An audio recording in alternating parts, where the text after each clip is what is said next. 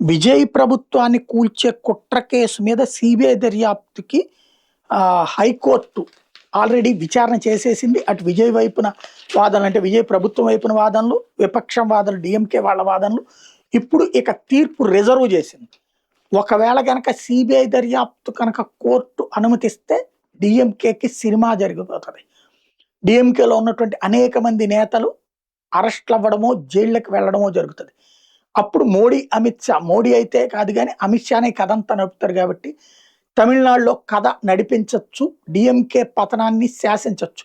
ఏఐడిఎంకేతోనూ ఉంటూ ఏఐడిఎంకే పతనం దాదాపుగా ఖాయమైపోయి జయలలిత ప్లేస్లోకి ఇప్పుడు విజయ్ వచ్చి కూర్చున్నాడు. ముందు ఆ పాత తమిళగా వాసన అంటే ఏదైతే ద్రవిడ రాజకీయ వాసన అయితే పోయింది, ఇతని దగ్గర అంత లేదు ద్రవిడ వాసన. కాబట్టి ఆ ఆస్పెక్ట్లో కొంత మారింది.